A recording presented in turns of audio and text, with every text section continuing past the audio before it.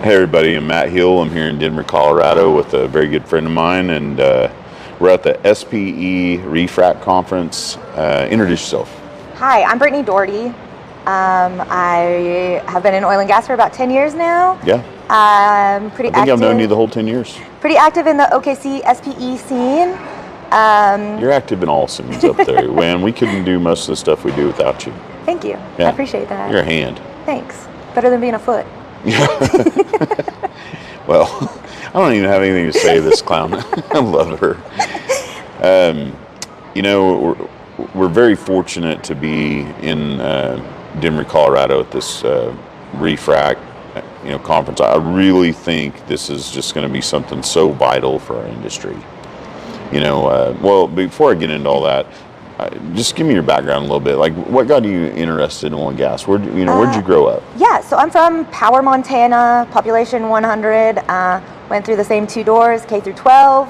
Had the same teachers my whole life. And then I went to Montana Tech to go to be like a sonographer. I wanted to take pictures of babies. That's cool. And then I quickly found out that, to get into the sonography program, you had to do radiology tech, which people have broken bones and I don't do blood. So after job shadowing, I was like, no, I don't want to do this. Can't. And then I just was kind of the boyfriend I had at the time, he was doing Petroleum. I read his Petroleum 101 book pretty much front to back. The one day I was like, well, this is interesting. I didn't know that gas didn't just come from a gas station. I had no clue. Never been exposed to that ever in my life. No one in your family, no one else in your circle that were in energy up there? No, I didn't. Kind of going north from my hometown to another small town that we would play sports with, they had some pump jacks, but I had no clue what they were. Yeah. So I had seen them, but I never ever thought anything like. That's what I wonder about most of the world is, they see the stuff that we do, but just oblivious to how any of this gets done. That's why, we're doing this. Yeah, I never knew anything about oil and gas. So I thought that was really interesting, and I've always loved math. And so I was like, well, engineering, cool. I could do that maybe. I like math. We'll see how it goes. So that's really how I got into it. It went well. She beat everybody in the school. So it's kind of simple. And then I had my oldest daughter when I was a sophomore in college, so that's why I stuck with it. I knew that if things didn't work out with her dad, that I would have to be able to help provide for her. Smart. And so I had thought about maybe I should quit Petroleum and do teaching so that I could stay, my schedule would be with my daughter just in case something ever was to happen. And I stuck with it so that I could provide her a better life. And you're doing it. You're a good mom. And so your kids are not the worst. They're not the worst. I think they're the best. Yeah, I do too. But yeah, so that's why I stayed in Petroleum. Went to Montana Tech, graduated with my bachelor's in petroleum engineering. And then I worked at Packers Plus Energy Services for about 7 years. Yeah, good company. Yeah, it was a really good company. It was growing at the time. Open hole completions was She was growing that company. Open hole completions was the thing at the time. So I really learned a lot. I feel like I got exposed to a lot of different basins in the U.S. and it was fun. That's where I pretty much, after college, where I grew up, became an actual adult. I think you were an adult right when we met you, and we're just catching up to you. Thanks. And so from there, Packers Plus was kind of moving in a direction outside of, so they worked in Casper, Wyoming, and then I worked in Houston, Texas, and then they moved me to OKC. In Oklahoma City kind of was falling off of the open hole market in 2017, and so I ended up getting laid off from Packers Plus. And then through field hands that I had worked with at Packers Plus and ran jobs with and was their kind of technical support, they helped me get a job at TAM International. And then I worked at TAM for about 3 years doing everything from, I was basically a field hand again. And an engineer. And a technical business development. So I did kind of operations. Yeah, I did kind of all of it for TAM. And then same thing, like our main customer in Oklahoma went bankrupt. So we had to shut our doors in OKC. But I still worked for TAM as doing business development in Oklahoma City for about a year after that. And then COVID hit, and then I still work for them, still about another year until June of 2021. And they wanted to move me to Midland.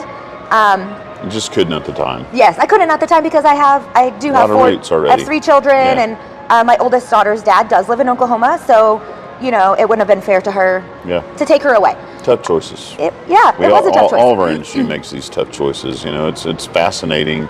What it means to navigate all these companies and where we're located and the basins that are right now versus future. We don't know. Exactly. And so my family loves Oklahoma City. We love living in Edmond. We live in a great neighborhood. We had just got done building a house. And like I said, we really kind of have some roots there. And so you are always going to have a career wherever you want it. I mean, your skills are, it's hard to hold a candle to you in a lot of things you do. So kind. I've known you a long time, and all your skills are very applicable to really just anywhere you would want to, go to work. Well, thank you. Yeah. Yeah. So then I worked at Oklahoma Natural Gas doing kind of like a key accounts role. So key accounts representative for large natural gas consumers around the state. And that was really cool. I got to learn a lot about different companies' consumption of natural gas. And so that was kind of, get a little nerdy in there. Got to go watch glass be made. That's cool. I got to tour a brick factory. So, those are some of the highlights of working at Oklahoma Natural Gas, which now I work for Vertice Oil Tools, which is... let's talk about Vertice. So 30,000 foot view for those that are in oil and gas or outside of it. What do you offer as far as tools and services? Yeah, so Vertice offers refrac cemented liner equipment. Yeah. So we have basically the entire suite of refrac tools. So everything from your toe sleeve, your wet shoe sub, to your encasing packer, to a refrac cemented liner, the tie-back sleeve, on-off tool. We offer everything for it. We also offer 3.5 plugs and 4-inch plugs for the refrac liners. Any services that go with that? Yeah, so we have field hands. We have field hands that go out on the jobs. Engineers, of course. Engineering, we do have also an internal engineering that if a customer wants a new product or has an idea of what we can do to improve them in the refrac space, we can usually help them out with that too. Which I think is how the company kind of started, was that they wanted to help solve people's problems in the refrac space, and that's how they kind of partnered with a customer and figured out how to solve their problems. I think this is going to be, again, one of the most important, pieces of our industry moving forward. Oklahoma for sure, but I mean, how many? There's 1 million wells, in production right now, and there might be 8 million wells that are, sitting around the country that might be idle, but if we went out and, just took a look at every single well bore and said, hey, if we do a refrac, we can, take this production up. I mean, as well as I do, if we've, recovered resources out of any of our well bores, it's usually in that, 7, and not really higher than 10%, recovery of our resources. So, the sky's the limit on what we can do in the future with refrac capabilities.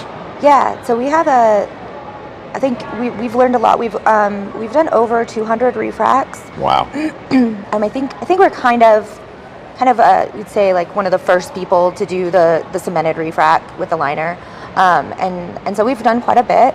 And I think there's a lot of lessons learned from the work that we've done, and I'm learning. That's why I'm here at the refrac workshop, because we're all learning from each other. That's the neatest thing. It's you get to see the engineers come here that work for the operators, and they're interested in learning, but we all get to collaborate with each other as the service providers and the tool providers and go, hey, this overlaps. What we do together can really be beneficial to our entire industry. Yeah, and I think this refrac workshop is wonderful, because we're learning so much about what people are doing in different basins, and what you do in the Eagle Ford, they're not doing in the Bakken. The Bakken's different than the Eagle Ford. I mean, just like a regular completion, right? Yeah, the rock's different. Yeah. So Some Pressures. Some people are doing bullhead refracs. Some people are doing casing in casing cemented refracs like we do.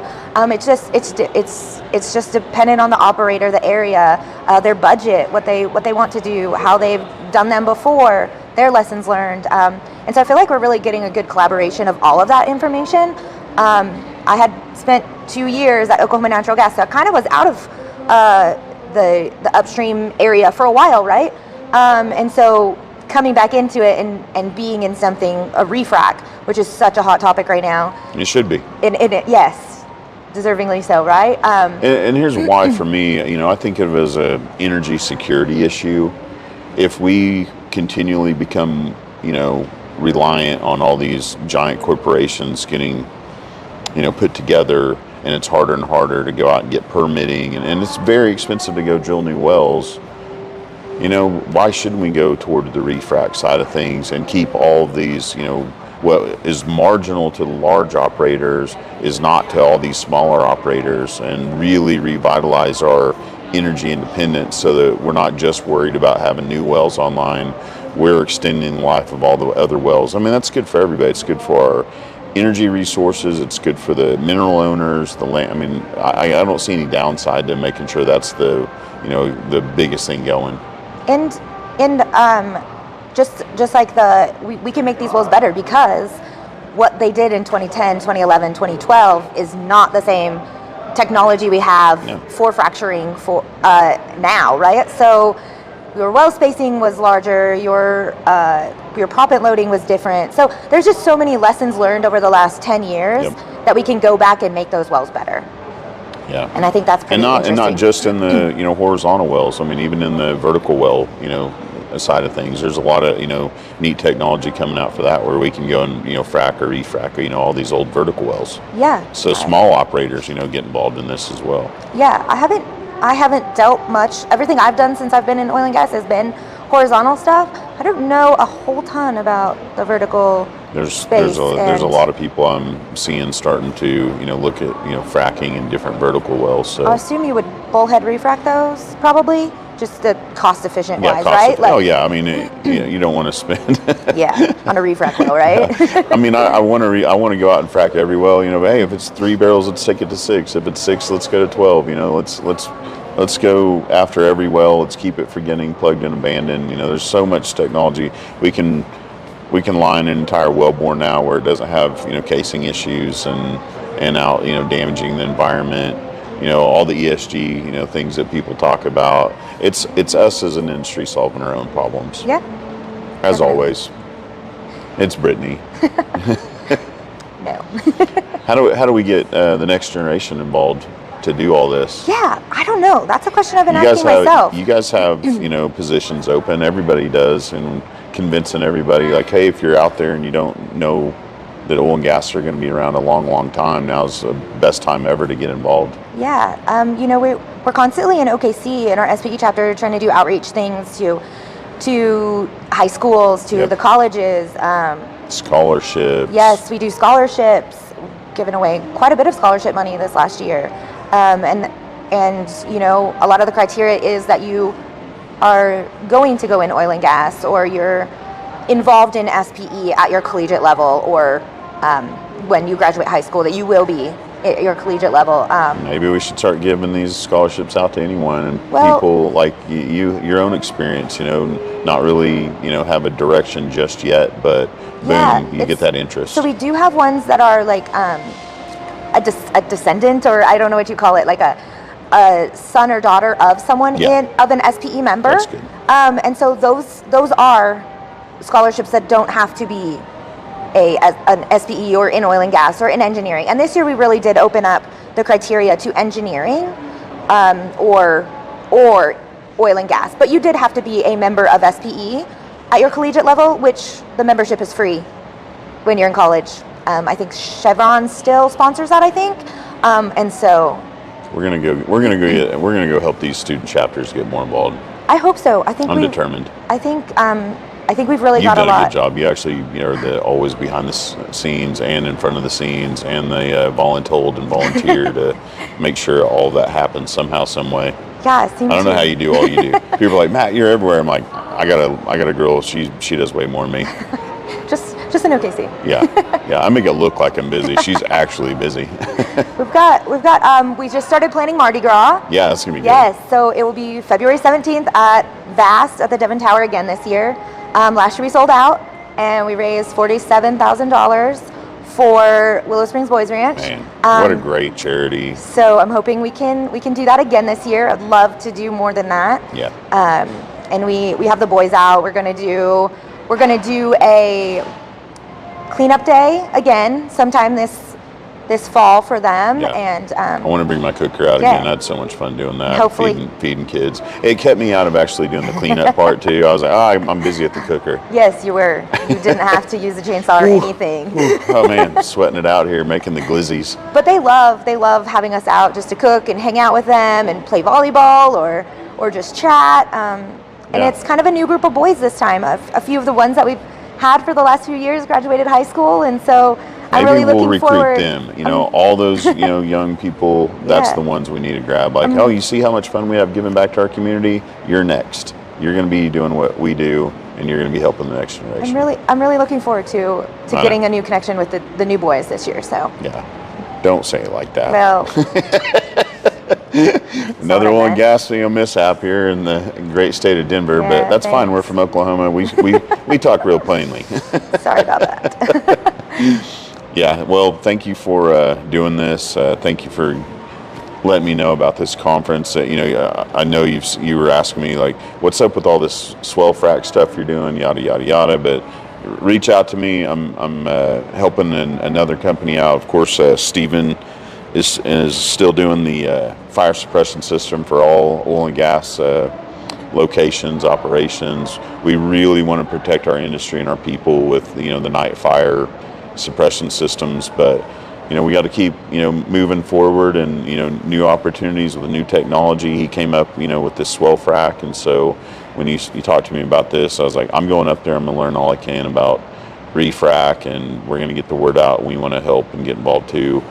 Meet with companies like yours, see where our services overlap. I mean, we live in the greatest time, yet of our industry to, collaborate with platforms like LinkedIn and just all the ways we can network. So just get involved, everybody. Come help, pitch in like Brittany does to Oilfield Tailgate, and I'll connect you with, the entire world, and so will she. Yeah. Thanks for having me on here, Matt. Hey, anytime, and don't keep crowbarring these in so we can remind each other all the events coming up. Yes. Anything else you can think of? I don't think so. What? How do people get a hold of your company? What's the website? VerticeOilTools.com. Ta-da! There we go. Reach out, support my friend here, support what they do. Go look at your wells, get in touch so we can get them all refrac. Take care. God bless you.